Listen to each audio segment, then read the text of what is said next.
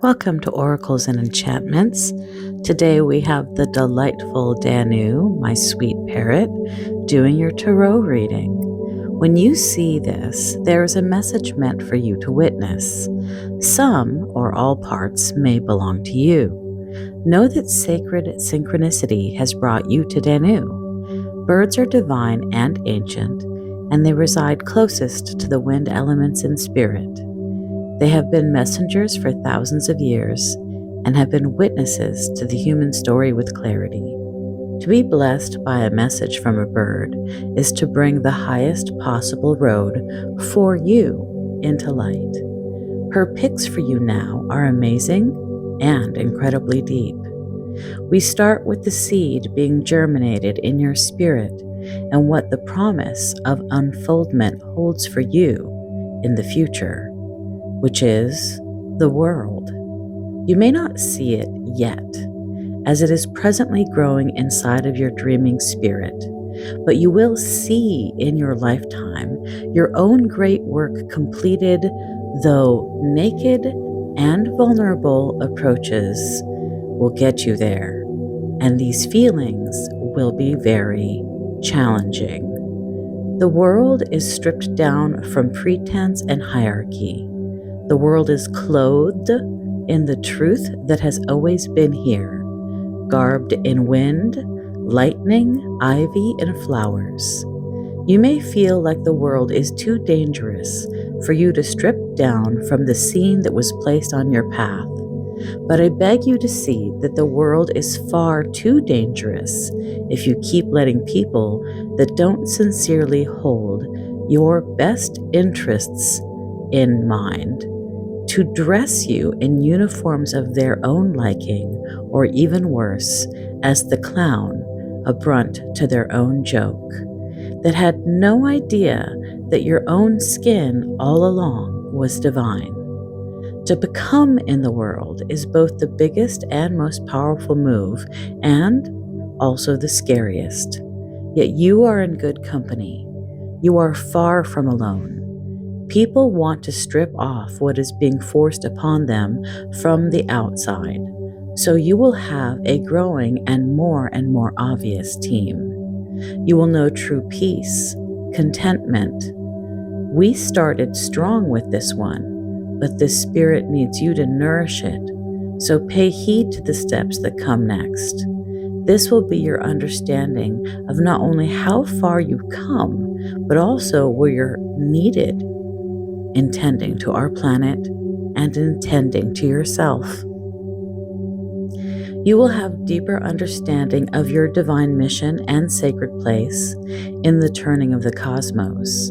Mysteries will be laid before you and solved in eye-opening and exciting ways.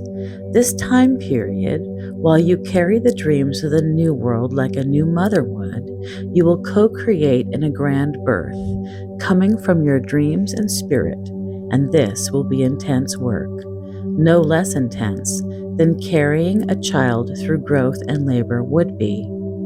I am here to remind you to take heed you do not walk alone. This planet dreams along with you. So though you may be tired even thinking of what is to come, while you manifest this, there will be great gifts of rest and emergence also placed on the path, so you can keep your pace and strength up even against odds you presently would not believe you were capable of navigating. Even though this is coming, don't be afraid to pre-celebrate the pieces you can already see, no matter how small they are. This is a very big deal that it was your seed and the first card chosen. It will come into fruition. The world always finds the way. She is your elder. Trust her design. We move next into Danu's second tarot pull. We move you into your work inside of manifestation presently that will help you nourish the seed I just spoke on, waiting in your spirit to blossom. And the pull was the Two of Pentacles.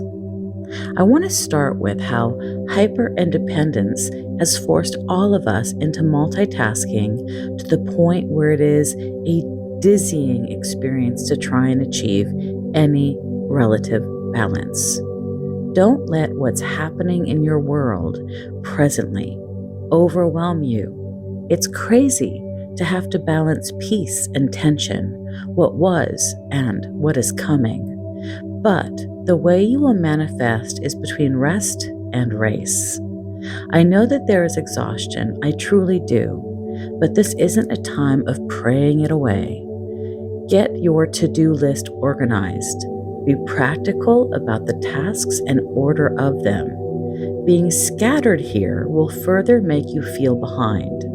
If you're keeping busy as a distraction rather than trying new approaches or projects, then you need to get a journal entry laid out about your true nature and your true desires.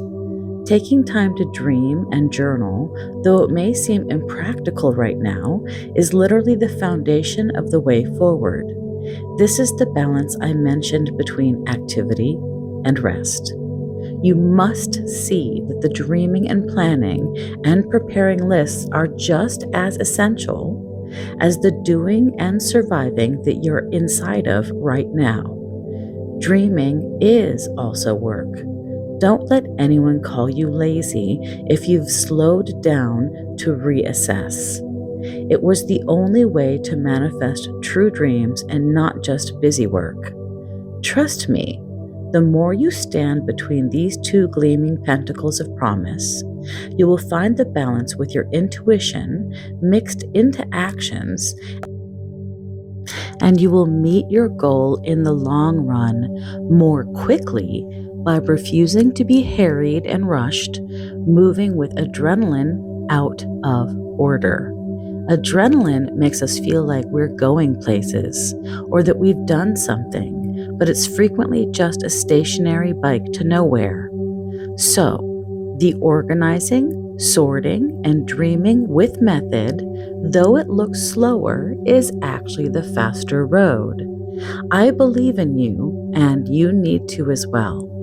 I like to remind people that this is a promise between what you need to do and manifesting your future dream. By doing a little bit of both, you will reap the rewards. Also a reminder, eventually, by letting yourself journal and dream your new world, you don't have to juggle and multitask, as eventually the most important one, the one you care the most about, will replace the survival journey you're doing right now as a mechanism of getting through the day's imposed requirements. We aren't meant to just survive. We are meant to thrive. And we aren't meant to just hold others' dreams as helpers, but also to ask for help from our tribe to hold our dreams until completion is achieved. You can do this, and you will. We then move into the influence coming in from around you and how you're meant to engage with circumstances in the world at this time. Well, we got death. Honestly, since we live in the same world at the same time, I was 0% shocked that this was the outer experience challenging you. Yes, the world as you've known it is in decay. Yes, whole pieces are falling off and dying. There's no getting around it, and you will need to mourn and grieve with honor if some of the things lost were special to you. I can relate, as I have seen many beings perish to be replaced by a mall that lived a mere 20 to 50 years before that as well fell into decay and disarray. The pain is more intense when we see what was lost in the larger picture to what has been lost in the most recent times. So please, grieve what was meaningful. Grieve the memories. Honor the places that are gone. Honor the people that were lost to a shallow pool of temporary glamour and fulfillment that left us empty. The world you were shoehorned into is also perishing. Celebrate the loss of control that was placed in front of you. This corpse that has brought death is also eating itself. I will say that again. This corpse that has brought this death is also eating, cannibalizing itself. This is a trial by fire. This is a transformation from what was hollow to what is deep. It's interesting that we too frequently finally see the value of a person, place, or thing once it's gone. So pick through the rubble around you and see what is good that is left. And without hesitation, much like a plant that has gone to seed, I want you to engage this double-fold death into rebirth and plant the future that is precious. I'm going to give you some homework. I want you to go to an antique store.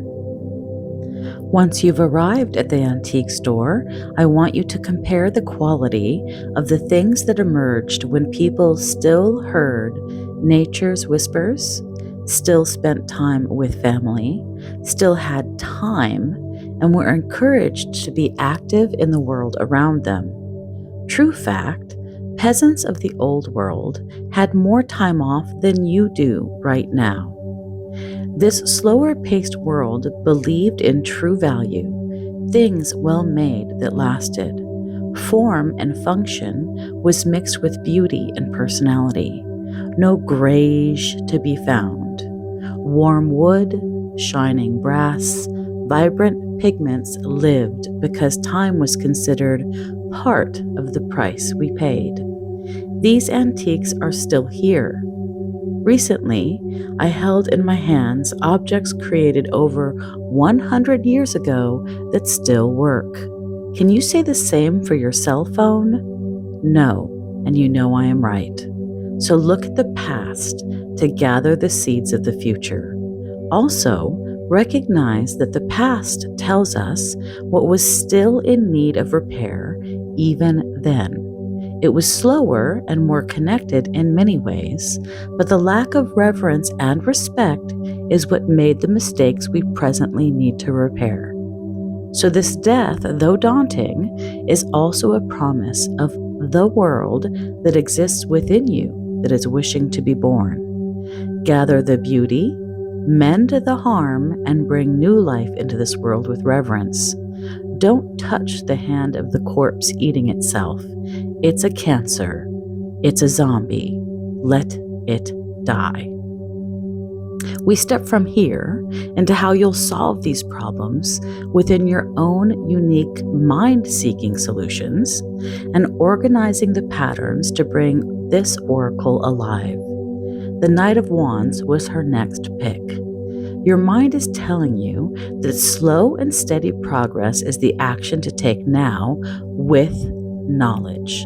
Let your imagination, through meditation, take you on a journey to solve these external and internal forces you are seeking to balance. I know how easy an enthusiastic and racing mind can send us on crazy goose chases. Let's instead replace that goose chase with strategy. When I'm done explaining the night to you, I'll give you some things you can try, some meditations or some practices that will help you slow your mind down so that you can get your feet firmly on the ground, going the right way. Your mind will manifest either a garden of delight or disappointment, depending on the time you're willing to put into it. You need to dive into your most sincere passions to navigate this. Not swift and easy, not get-rich-quick schemes. The decay around you is already based in that faulty thinking, so don't get too ahead of yourself. Your enthusiasm and determination needs to be fed with healthy mind food. That is how you will manifest an abundant outcome inside your world. The world outside, as you know it, is literally built to distract you. Monitor your screen time for both quality and content. You don't want to be doom scrolling, and you don't want to ignore the big picture either. The power card we have yet to discuss is the Two of Swords, and you know we had action under the Two of Pentacles, so there will be a lot of balancing in this message for you. Balancing the tension of action and peace. Watch things that inspire and inform. Balance it. Make sure that some things you mentally engage in enrich your thoughts. That is how to do this. That is why meditation is important. We quiet the noise and we find our voice again. You are not born to be a spectator of what appears to be the end. You were born to bring your spark to the new beginnings. Here is some activities for sharpening your mind and mental acuity for the challenges ahead. Here's one called Creating a Flame. It's a ritual. Each morning, light a candle or take one deep breath with the intention, I am not a spectator, I am a torchbearer. Repeat it, embody it, let your day reflect it. Try to do one act of sacred curiosity each week. Learn one thing you've never explored before, especially if it reconnects you to the earth, your ancestry, or a future technology of personal healing. Curiosity sharpens discernment, and discernment builds wisdom. And here is the practice that I believe will light your way forward and get you into alignment with the Two of Swords, the Two of Pentacles, and the Knight, all moving in the right direction. Enrich and release. Okay? This is going to be the practice. This is not just about writing a list, by the way. This is a soul inventory. A way to reclaim your attention from what drains it and to re-offer it to what makes you whole. Get a notebook or a sheet of paper and draw a simple line down the middle. If you don't want to do that, you can have the left page representing one side and the right page on the other side of the journal representing another. Label one side enriching and the other depleting. Now with honesty and care, begin. On the enriching side, you want to write what media, conversations, books, ideas, and moments bring you back to yourself. Look for what makes you feel more awake and inspired, brings clarity or quiet peace after you engage with it, nourishes your sense of purpose, invites wonder, curiosity, or reverence, grounds you in beauty, possibility, or compassion. Think. Conversations that lift your soul frequency or invite truth. Books that stretch your imagination or heal something old. Music that stirs life back into your bones. Art that makes you see the world differently. Content that uplifts collective wisdom, not just personal gain. Write down at least 5 sources of nourishment. These are your allies. Treat them as precious and make them a regular part of your mental practice. On the depleting side, now look honestly at what drains you. These are often sneaky little patterns we've normalized. Media that puts you into outrage or hopeless spirals. Scrolling that leaves you numb, not informed. Conversations that feel like echo chambers or emotional sinkholes. Content that triggers comparison, scarcity, or fear. Sensationalism masked as urgency. Thought patterns that replay powerlessness. Write them down without judgment.